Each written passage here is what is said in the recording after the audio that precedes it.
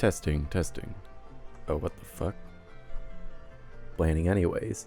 You don't need to have seen part 1 of this video to understand the entries here, but also you might see a bunch of entries flash on screen right now that you'll then wonder, oh, why didn't he cover those? Well, I'm covering the second half of this compilation, so if you want to see the first half of those clips, well, the part 1 is right there for you to watch. So let's get right into it. This meme just shows a picture, well actually 2 pictures, of Jeff the Killer. I completely missed this entry in the last video I made, even though it's one of the first clips in the compilation. This is of course a very famous creepypasta about a kid who learns that he loves to kill and injure people after being an oddball in a new neighborhood. Nowadays, the story is written off as a pretty awful work of fiction, but the image that would become associated with the story to this day still bothers a lot of people. The image was not actually made to go with this story, but was made years prior. There's an entire community actually dedicated to trying to find the origin of this image, but it's more likely than not that the origins will never be found. Blame It on Jorge actually has a pretty good video talking about the search for the origins of this image, even debunking some popular myths about this image. Hey Arnold, what did I tell you, short man? Well, this is a scene from a Hey Arnold episode where a dream sequence entails Grandpa Phil as a far older version of himself. The dream takes place in a time where Arnold himself is elderly, so Grandpa Phil is of course a Prince Philip type abomination who says, "What did I tell you, short man?" in a distorted voice and laughs before his jaw falls off. The purpose of the dream in this episode is to scare Arnold into not fighting with his friend anymore before they grow old still arguing.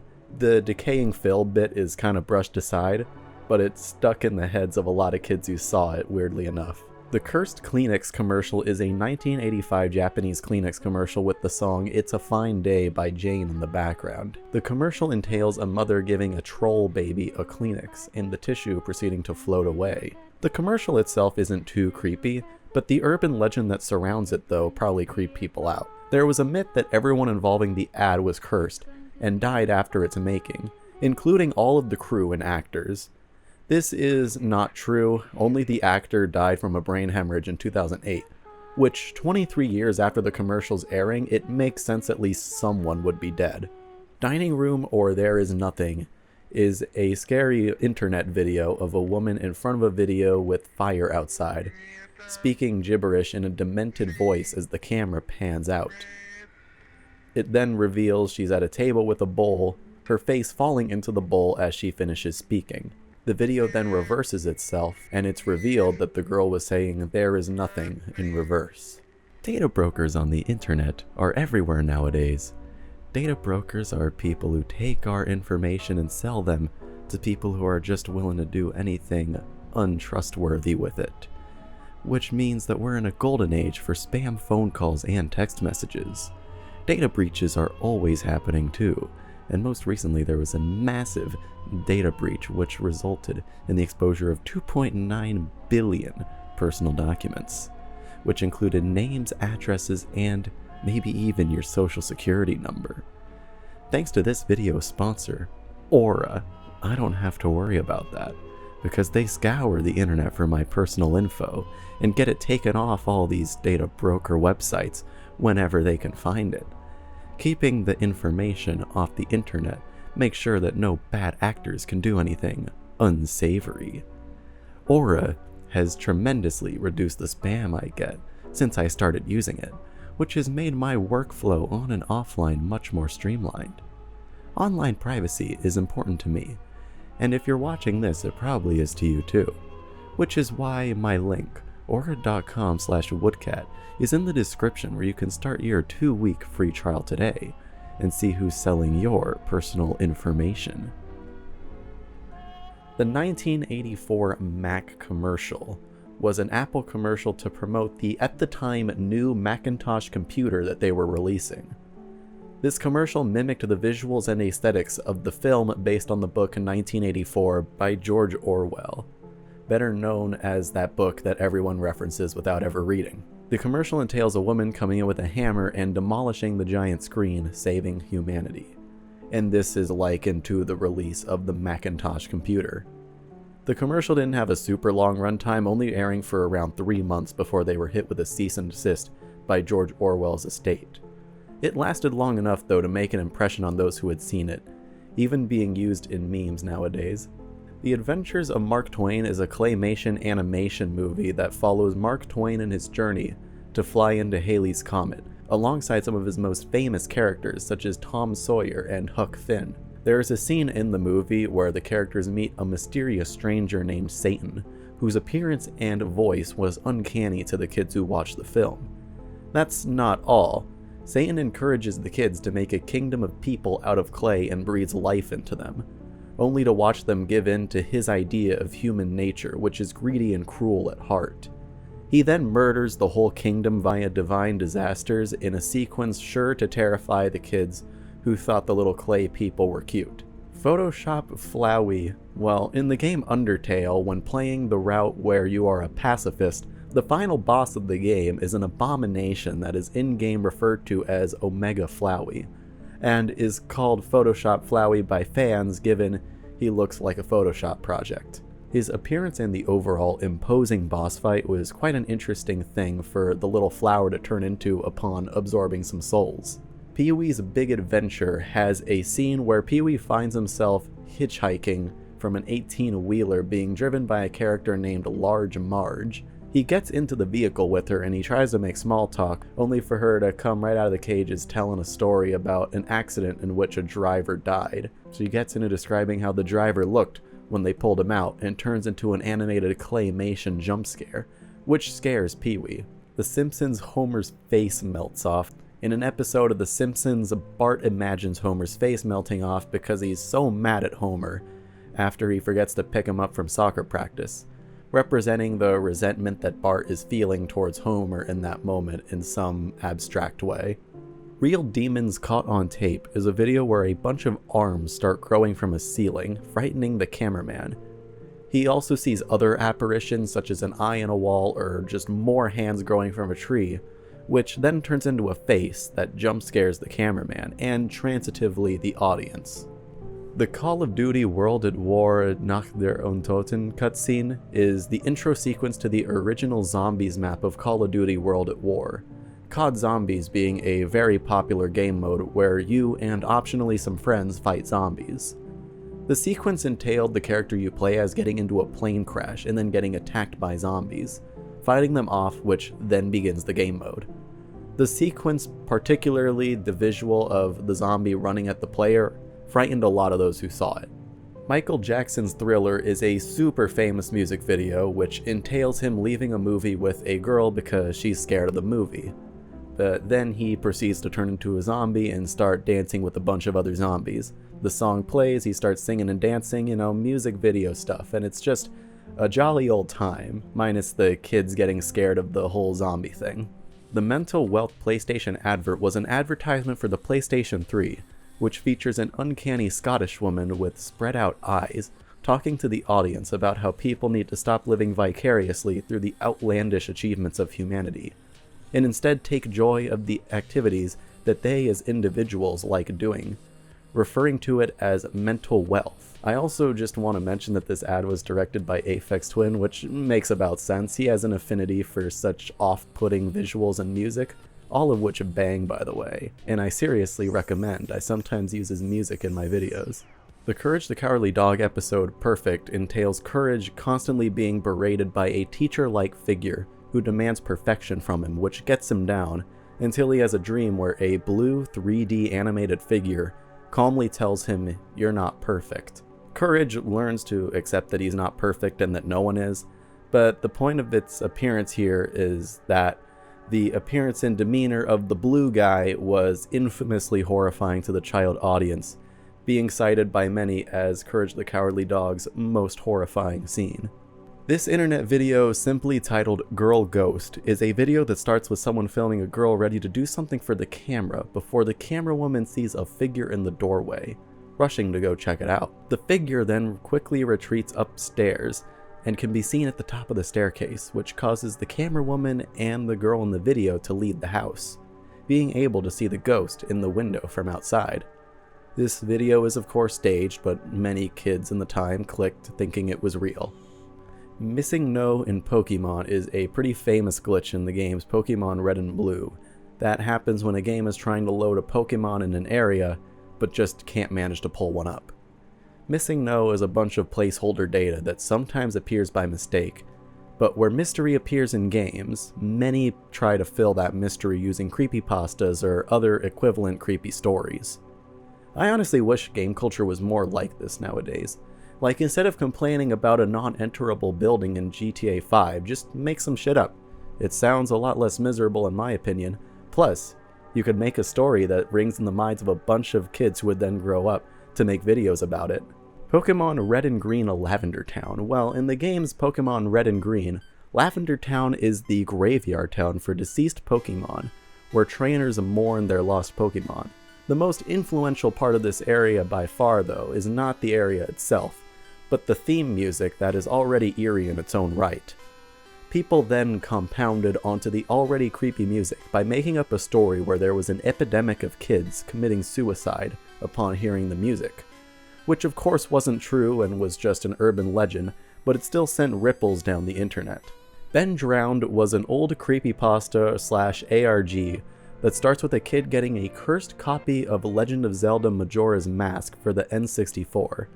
The kid boots up the game and starts noticing anomalies such as the characters referring to his character as the previous owner of the game, and he tries to delete the previous owner's save file, and also attempts to perform an in-game glitch, which spurs on an even more uncanny series of anomalies.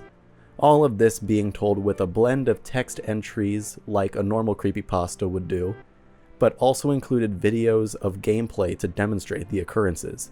Like all ARGs, this was just made up for the scary, but the combination of text entries and actual in-game footage made the story that much more immersive, being one of the first creepypastas based on a video game to use actual gameplay video as an element of storytelling. The horror webtoon Bongcheon Dong Ghost is a South Korean webtoon that used animation influenced by scrolling down the page in order to jump scare the reader.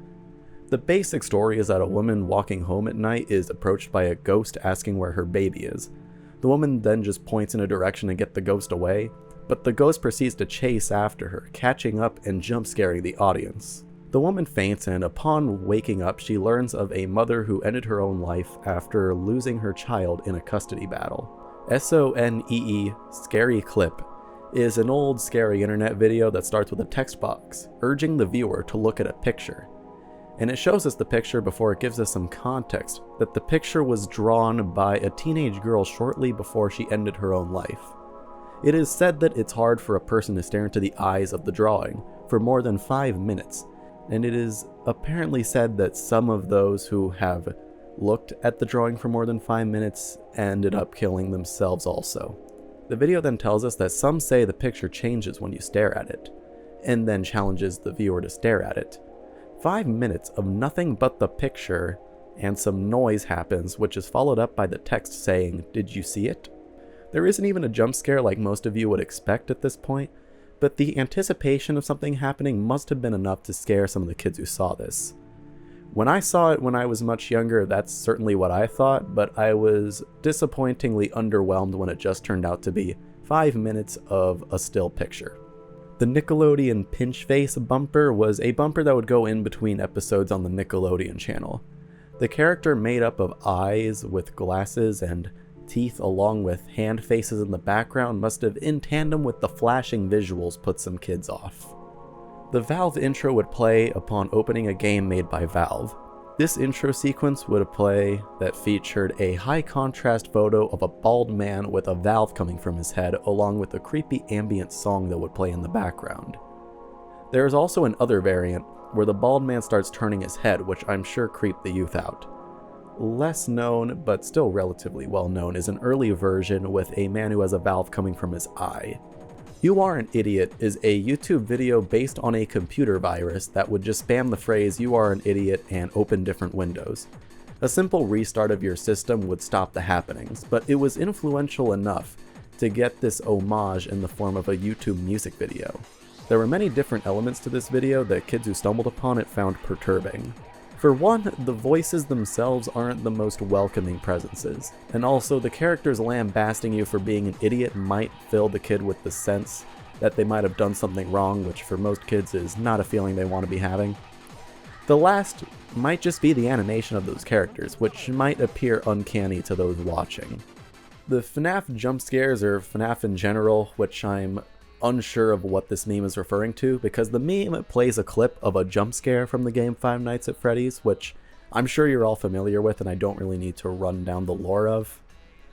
It's possible that this is referring to just the jump scares themselves, which would be creepy to a kid watching their favorite YouTuber play the game, but I think it's also possible that this inclusion refers to the series as a whole, which a story about a serial killer murdering children who then go on to possess animatronics at a family restaurant, well, that would scare kids for sure. Hello Governor is an episode of Regular Show where Mordecai and Rigby watch a horror movie by the name Hello Governor, which is about a car that eats people and has a signature catchphrase, Hello Governor. The appearance and idea of a person-eating car would terrify a lot of kids who saw it, and probably even more when it turned out to be a real thing in-universe. The Goosebumps intro sequence featured its iconic theme song while shots of the supernatural villains appeared. The main shot that stands out to people who used to watch the show was that of a dog becoming demented while barking sound effects play over the song.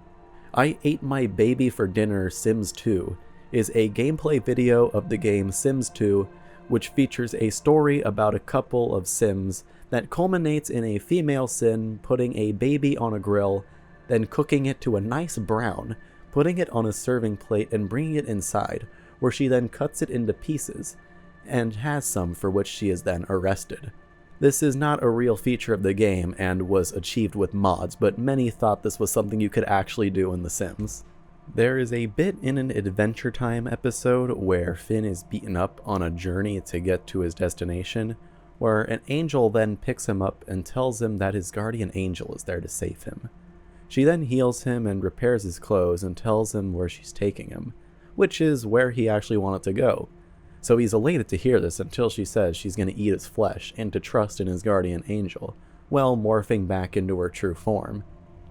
The sudden change in appearance and voice probably was the thing that stuck in the heads of many who saw it. Possible Fallen Angel in Catalonia is a old ghost video of two men in a forest at night wandering around when finding a bunch of feathers scattered about. Towards the end of the video, they find a figure that these figures must have come from, which then looks at them, its eyes illuminating and the light flashed at it. This frightens the cameramen, who then run away from the scene. Photograph. Scotland Against Drugs was an old PSA against drug use that starts with a photo of a man, which then slowly turns into a more disheveled version of himself, breaking the photo medium by moving to show his suffering. The photo then turns warped with effects being put on to exaggerate the scare factor. The X-Files opening credits is the opening sequence to the show The X-Files, which contains a bunch of shots of supernatural occurrences, or at least things that could be interpreted as such. The clip shown in the meme is a warped video of a blue guy screaming, but that probably isn't the only thing that freaked kids out. The Pixar lamp opening is the iconic opening to every Pixar film that has a lamp coming in and squishing the letter I in the Pixar logo by repeatedly bouncing on it and doing tricks on it. There are elements of it that kids must have found to be creepy.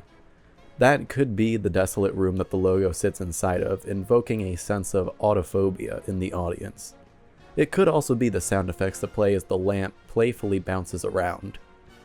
I'll admit I was a little unsettled by the room element when I was younger, but even then it didn't stand out as particularly scary. Super Smash Bros. Melee Giga Bowser is one of the enemies in the fight game Super Smash Bros. Melee, which is a mutated form of Bowser who looks demented, and is a far more deadly opponent than the regular Bowser. The imposing and more threatening look of the Bowser variant was sure to traumatize some kids. The Super Bowl 43 Jack in the Box ad. During Super Bowl 43, the fast food chain Jack in the Box made an ad to play during the game that entails the mascot Jack telling a man notes for what he wants the customer to know, such as the ability to get any menu item at any time, aka breakfast all day. He is then rudely interrupted by a bus hitting him, much to the shock of everyone around him, his hat sliding across the road all smashed up by the impact. The man who is taking the notes calls an ambulance over a Jack who is not in the greatest shape, before the ad ends with the URL hangintherejack.com suspended on screen. Jack ended up making a full recovery, but the visual of the goofy fast food mascot getting hit by a bus did not bode well with kids who saw the ad. The THX title sequence is one that has been memed to death for the loud drone that plays while the 3D rendered logo illuminates in the dark. The clip showed in the meme, however, plays a different variant of this title sequence, where a robot with a moo can plugs the can into the logo and the drone plays alongside mooing. While this variant is never used nowadays, a portion of you may still recognize this version, and it would probably be because it played before a number of iconic releases of the time, such as Finding Nemo, Monsters Inc., and the first two Toy Stories. The Max Headroom hijacking incident was a famous TV hijacking where some people took control of a TV station and started displaying footage of a man in a mask of the character Max Headroom, talking a bunch of gibberish with an eerie swaying corrugated background. This happened a second time shortly after the first one ended, featuring Max Headroom getting the Caleb Maupin treatment from a woman with a swatter. Those who saw this live were in for quite the treat, but most people, including kids on the internet, probably just watched recordings of it given how infamous it is. No one knows who did this to this day, given it was so long ago. It's unlikely we ever will unless the guy who did it just fesses up. For more information on this topic, I strongly suggest Justin Wang's video, which was a good dive into the events of that day and also possible people who could have done it. This frame just shows a picture of the horror villains Michael Myers of Halloween, Jason Voorhees of Friday the 13th, and Freddy Krueger of Nightmare on Elm Street. So I'm inclined to believe that kids saw these movies at an age far too young for doing so and must have been scared by them, which is what the movies were made for, so goal accomplished. Slender Man is probably the most famous creepypasta of all time. The iconic character is a man with paper white complexion sporting a head without any actual face, and the entity is known to be super tall and always be sporting a quite dashing suit. It should go without saying the man is quite slender. The mythos around him is generally that he would kidnap kids, and then got expanded to people in general upon the release of the game Slender the 8 Pages and the Marble Hornets video series. The pages were also not a part of his lore. The game did a lot to add that. The game Slender the 8 Pages entailed the playable character walking through the woods with a flashlight, tasked with finding the Slender Man's 8 pages. A simple yet effective horror premise that had all of YouTube shitting their pants back in its prime. This video shows a clip of the errors from Windows XP where a bunch stack and overwhelm the screen, which was mostly just used as a almost green screen effect for people's memes. The sound of the error though, and sudden appearance of them in their natural habitat, was likely the thing that actually scared those who saw it, probably associating it with, well, making an error. The emergency alert system is something that has shocked everyone awake at least once, whether that be on the TV or on the phone in the form of a natural disaster alert or an Amber Alert. The EAS would interrupt anything being played on the TV in case of an emergency that everyone urgently needed to know about. Most of these broadcasts relative to the viewers were just tests, but they still came in suddenly with that menacing beeping and voice explaining the situation at hand. If you haven't seen a real emergency alert, this is what the analog horror people are trying to mimic when they play that sound effect and throw a text box on the screen. The Call of Duty Black Ops 1 zombie menu featured a bunch of screens with various videos playing on them, sometimes joining to just make a whole picture. All of this while the iconic music that is associated with this game mode plays in the background. I'm surprised this was a menu that scared kids and not the whole game mode, if anything were to do so. And finally, the Dawn is Your Enemy Adult Swim bumper. This would play while Adult Swim didn't have any shows to be playing at the time this would air. Mostly being because it would be during hours it wouldn't make sense to broadcast, like in the middle of the night when everyone's asleep. The bumper featured an uncanny image of concerned-looking eyes over a landscape with a sun that has a face in the background, all with the text, "The dawn is your enemy," suspended over it. There is also an ambient track that plays over the whole thing. A kid who unwittingly stumbled upon this screen would undoubtedly get terrified by it, especially when they're just trying to find an episode of Futurama or some shit like that. And that is the end of me explaining all of the clips in this compilation. Thank you all for watching this part of the video. I assure you I'll have another one for this month too. You guys are getting a lot this April compared to my usual uploading schedule. So yeah, stay on the lookout for that. It's quite a big one. And with that, I will see you in the next one.